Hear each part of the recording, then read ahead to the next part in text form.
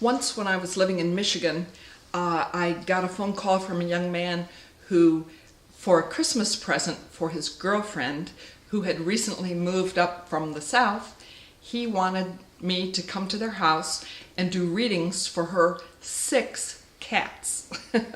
Now, it turns out that the man himself owned a dog who he had adopted 7 years earlier, who was so sweet, just the most wonderful, loving dog ever, and the man and the dog were totally bonded to each other. It was very, very sweet connection.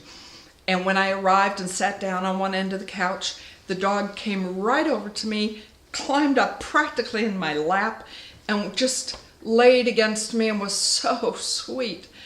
Oh, so we started the conversation. We were going to talk with all 7 animals, the dog and 6 cats. And so we decided to start with the dog. The girlfriend had moved up from the South just a month and a half earlier, brought all these 6 cats with her, and all of a sudden this dog, who had had his owner all to himself, had 6 cats and a girlfriend in the mix as well. So we figured we better talk with him too. So when I cleared my mind and sent a thought out to him asking, can we talk to you? Is there anything you'd like to tell your dad?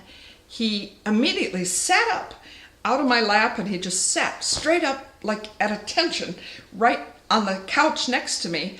But now he wasn't looking at me, he was looking right across the living room, right at his dad, who was sitting in a rocking chair.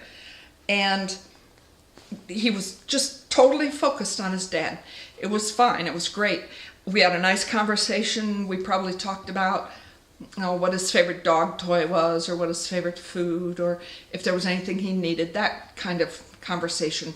And I was about to wind it up with the dog when it came to me that he was so fixated on his dad that I should ask him, is there anything that you want to ask your dad? And the dog immediately said, can I stay here? And it was such a surprise. Immediately the man and his girlfriend both jumped in and said, yes, of course, we love you. This is your house. You're not going anywhere. You're our family. We love you. And as soon as they said that, he laid down back next to me again and closed his eyes. I think he was just wondering what in the world was going to happen with all these new people in the household.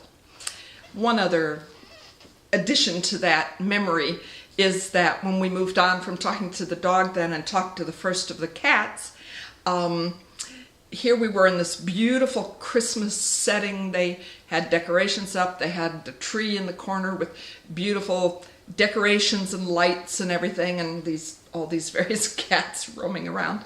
And when I talked to the first of the cats, the first thing I asked him was, is there anything that you would like to tell your mom?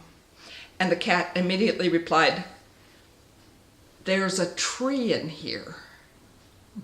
Like maybe his parents needed to know that.